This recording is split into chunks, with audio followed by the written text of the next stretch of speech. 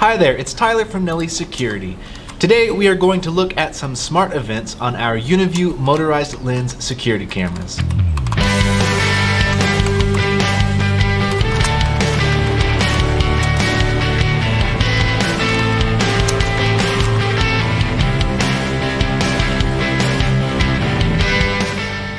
Now as you can see here, I do have this 4K motorized turret feed pulled up.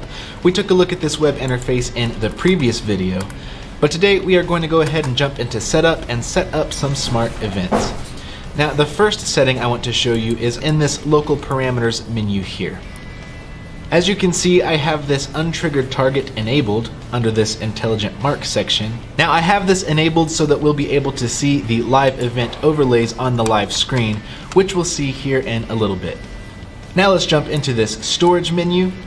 And again, we took a look at this section in the last video, but I just wanted to remind you that we are using the onboard memory card for this section of the video. Later on, we will connect this to our NVR and use that hard drive, but for now, the only thing that we're using is this memory card.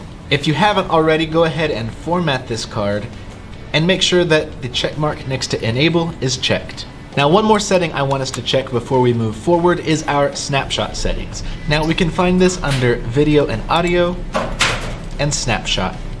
Just make sure that your snapshot is turned on. With that, let's go ahead and jump into our events tab. In the events menu, we will find the simplest triggers that we can set up for recording. This includes simple motion detection, a tampering alarm, and if you have one of these turrets, which do come with onboard microphones, we also have audio detection. Now we can set up standard pixel-based motion detection here, either as an area or as this typical grid that you're probably more used to.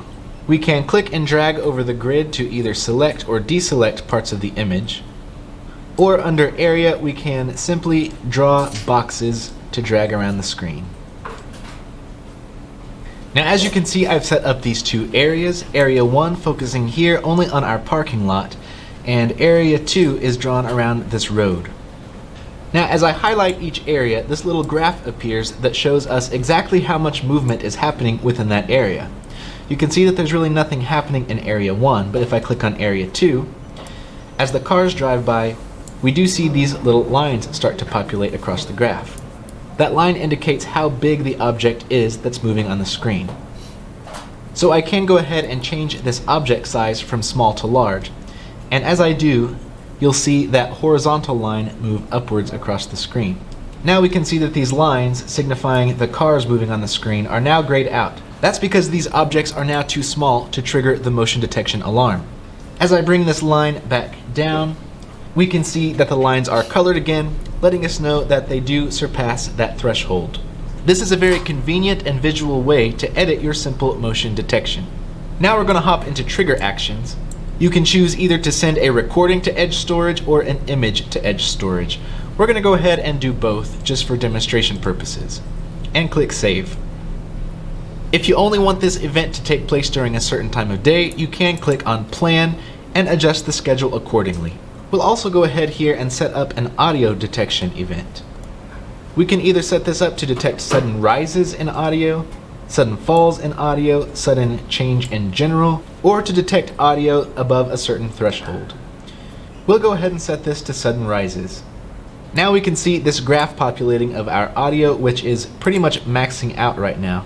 Our camera is pointed at a very busy street, but we shouldn't be seeing audio levels this high. So to fix this, let's head into video and audio. And we will click on audio. For input gain, let's change this to 0, just to see where our starting point is. So now if there is a sudden rise in audio, if these levels jump up to this 100 decibels or higher, this will trigger the audio detection alarm. What I want it to do in this case is go ahead and start a recording, just so we can see what's going on out there. Now let's go ahead and jump into our intelligent menu and take a look at some of these advanced events. For right now, let's go ahead and set up a line crossing event. You will go ahead and enable cross-line detection and add a new rule. Let's see, I could put this just right here in the middle, but again, we are on this busy street every single car that drives by is going to trigger that, like that car just did. We can see as these cars come on the screen, they get this green box around them with this green line that follows behind them. And as soon as the car crosses the line, it turns red. So let's go ahead and shorten this line just a bit and pull it down. So this way, I'll still be able to track movement across that sidewalk, and of course anybody who drives or walks in our parking lot, but I won't get a ton of false alarms from these cars driving by the road. Let's save that and head to the live view so we can see a bigger example of what's happening here. So here is my line crossing, and you can see it does extend it just a little bit past this sidewalk. Now we still get the green boxes around the cars as they appear on the screen because the camera recognizes that something is moving. But you can see as the car passes that blue line, it doesn't actually cross the line, so the box remains green. If the cars were actually triggering this line detection event, that box again would turn red. I'll go ahead and leave this line crossing enabled for a couple of days just to see what kind of footage we get. And now I will go ahead and hand it off to Tyler of the future so that we can check out this playback menu. Thanks, Past Tyler. Now let's go ahead and check this out. Now I have had this event running for a couple of days now. I did, however, make one crucial mistake, and that is I left basic motion detection on this whole time. It records every time it senses motion on the screen, and since there's pretty much always something moving on this busy street, it's been recording pretty much non-stop. And since this is only a 32 gigabyte micro SD card, it's pretty much been overriding itself non-stop. So the earliest footage that we have is about 4:30 this morning. And unfortunately, from the web interface, there is no way to filter out these events. There's no way for us to search for which events were triggered by basic motion detection and which events were triggered by the line crossing. I discovered this mistake around 12 o'clock this afternoon, and as you can see, from here on out, anytime you see a recording, this is all triggered by our line detection. And we can see these events were mostly triggered by vehicles driving in our parking lot, like this UPS truck, our mail carrier, my buddy Umair heading out to lunch. This is a very simple and stripped down playback interface. You don't have nearly as many options as you would on an NVR, but for quick and simple recording directly to a micro SD card, this is a great solution. We also have this photo menu here, which, if you recall, when we set up the basic motion detection event, we did set it up to both record and take a snapshot. So if we open up this hierarchy of photos and start clicking on these files, we can see all these snapshots taken from motion events. Alright, Past Tyler, back to you. Alright, thanks Future Tyler, I'm sure that was very informative. Let's go ahead and keep moving and head back to this intelligent event section. Now you can see when I have line crossing enabled, I can enable pretty much any of these other smart events. However, I cannot enable face detection or people counting. That's because with either face detection or people counting, you can't have any other events set up at a time. So I will go ahead and disable this line crossing for now, and that opens up these two events for us. One important thing to note about face detection, if I go ahead and click on this gear icon and jump into the settings, we do have a minimum pupillary distance of 80 pixels. And I can click draw. I can make that number bigger, so make the minimum pupillary distance 500 pixels, but I cannot make that smaller. So for this 4K turret, we are limited to an 80 pixel pupillary distance. Now what this pupillary distance is, it's going to be the distance between two eyeballs. So essentially, you can see here we have four corners. The top left corner and the top right corner would be two pupils. Let me go ahead and run outside for just a moment so you can have an idea of what kind of size we're working with here. So from where I'm standing, you can see that my face is quite a bit smaller than this 80 pixel box. So from here, this camera is not going to be able to detect my face. Now as I start walking towards the camera about right here, this looks like it would be about the right size. However, if someone is walking towards our camera, by the time they get to this point, they're only going to be on the screen for, yeah, that much more time. Whew. But as you may have guessed, these UniView motorized models are actually prime candidates for facial detection security cameras. That's because we do have the ability to optically zoom in, giving us more flexibility when it comes to that 80 pixel pupillary distance. So let's head back to the live view and zoom our camera all the way in. Our pupillary distance is still 80 pixels, but the image is more zoomed in, and we do have a little bit more to work with here. I'm gonna go ahead and run back outside, and we can compare this with my eyeballs.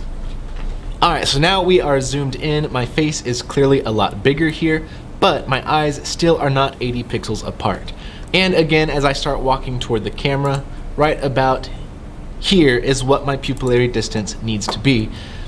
So yeah, this camera is not gonna work where we have it installed right now. So if you're planning to get a UniView camera specifically for its face detection features, keep in mind that how well it's going to work for you is going to depend on how you install the camera. If you install the camera high up and far away from any face, it's probably not going to give you the results that you're looking for.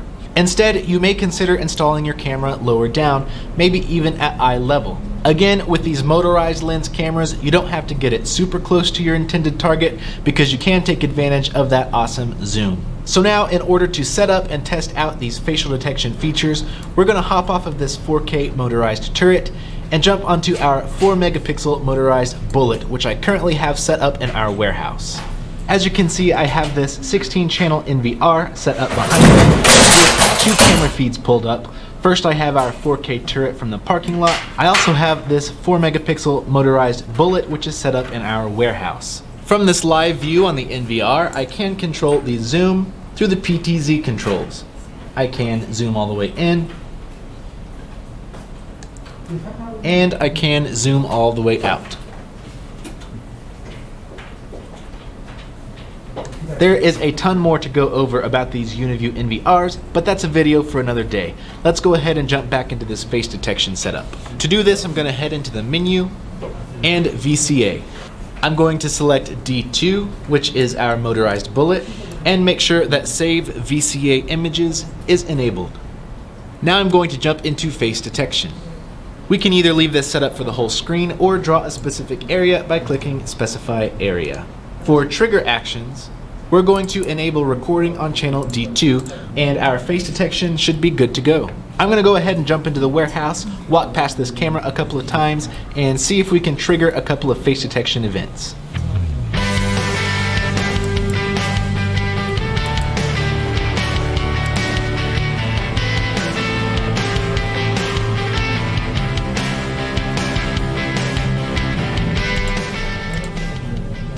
If I pull this up on my web interface, you'll be able to see a green square appear on the live view whenever a face is first recognized by the system.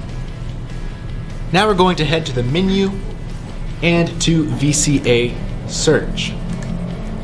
Here we're going to be able to see what kind of snapshots we've been taking of all of these different faces. We'll click Face. We will select our camera, D2. We can set a start time and an end time if we need to, and click Search. Here it's going to pull up all the snapshots of the faces that we've captured using face detection. If we click on one of these, we can watch the video clip here. Not only does this intelligent event search for faces, but it also counts the faces that it sees. So if we head over here into the counting menu, we can select our camera and click Count. As you can see, this is set to today's date, so that means today at between 2 and 3 o'clock, we counted 21 people with our security camera. Keep in mind that we do not have people counting turned on, so this statistic came directly from the face detection event. If we go into our playback menu, we can also search for these events using the video retrieval menu. We will set a type, VCA, and a subtype, face detection.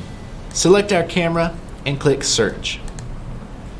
And now we have this list of video files that we've captured using face detection. We can go ahead and click this play button, but before we do, we can change the amount of seconds that we want to see before and after the event happened.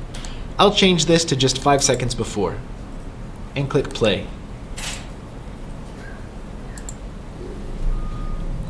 And there is the capture event. We can see as we play these, this head count moves up. Every time it captures a face, a new number is added to the head count number.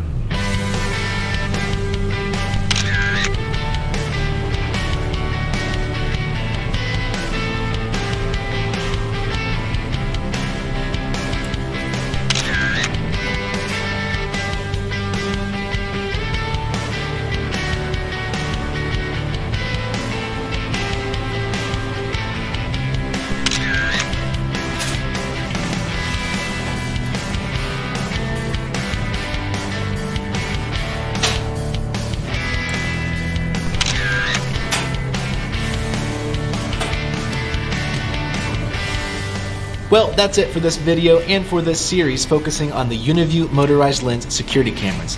Keep an eye out for our next video, which will be the full review from start to finish. I hope this video was helpful for you. If you enjoyed it, be sure to give it a thumbs up and subscribe to our YouTube channel so you don't miss another video. Thanks so much for watching, and we will see you next time.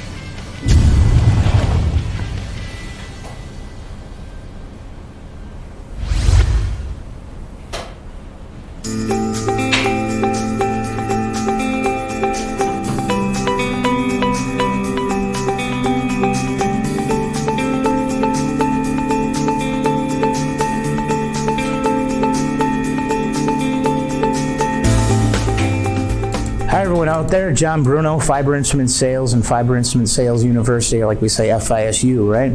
I want to welcome everyone here to your free 2-hour video series that's courtesy of Fiber Instrument Sales.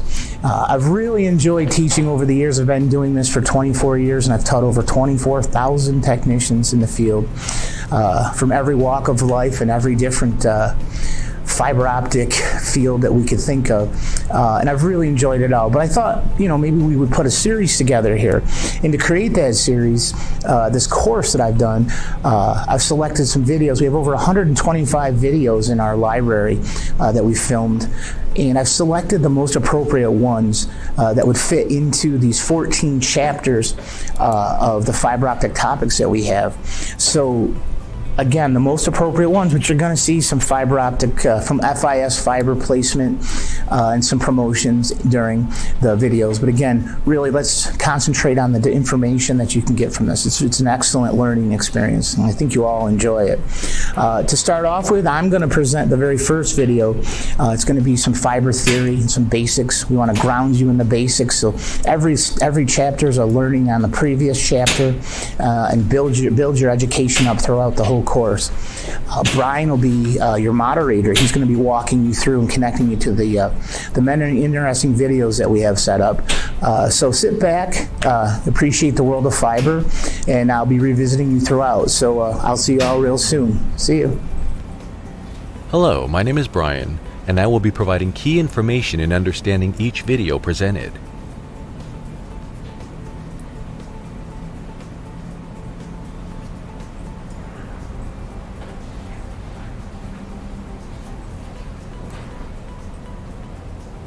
You have already been introduced to John Bruno, who will first present a short review of fiber optic theory. How light travels through glass and its resulting advantages is why the fiber optic technology exists. Short excerpts from a Corning-produced video provide insight to how the fiber itself is produced. Chapter 1: Fiber Optic Theory. And we talk about an English philosopher by the name of John Tyndall. He performed an experiment around 1870 that led us to fiber as we know it. So his experiment did not involve the typical fiber that we know of as glass.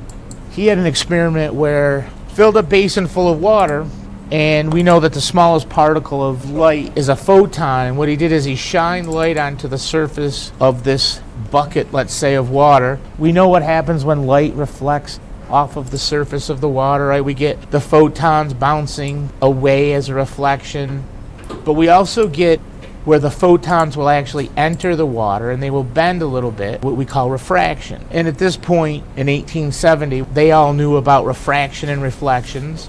This is nothing exciting. Tyndall didn't discover this.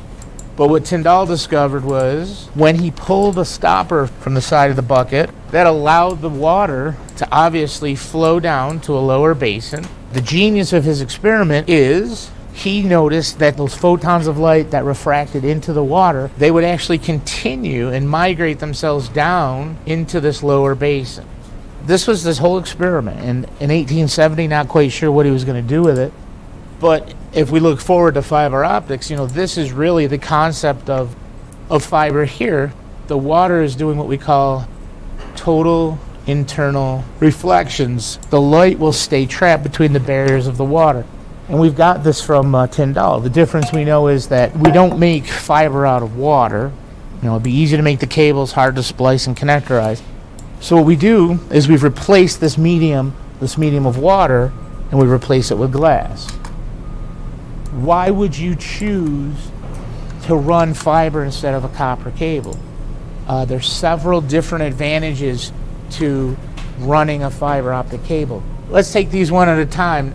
Really, the number one reason, and I'll be honest, if bandwidth was the only advantage fiber had, we would still use it.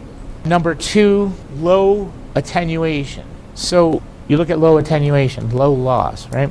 We're talking about low attenuation ultimately gives us longer distance transmissions, right? We can transmit longer distances. Number three is a big one. Number three can be, if you look at EMI and RFI, electromagnetic interference, radio frequency interference. Interference is an issue when we talk about copper cables.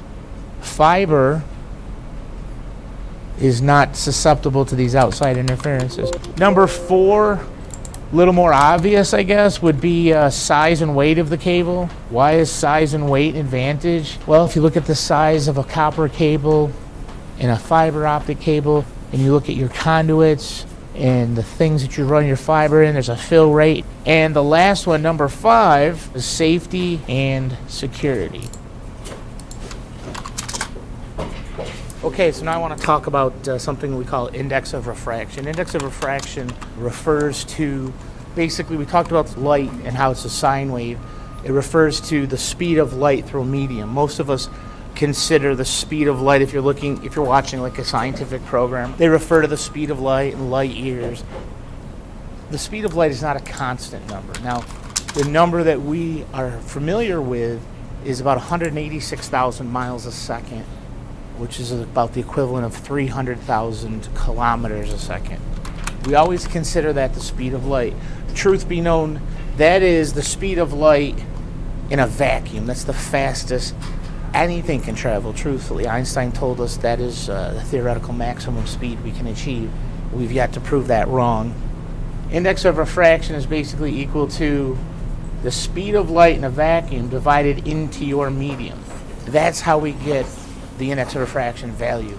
It's a ratio, basically. So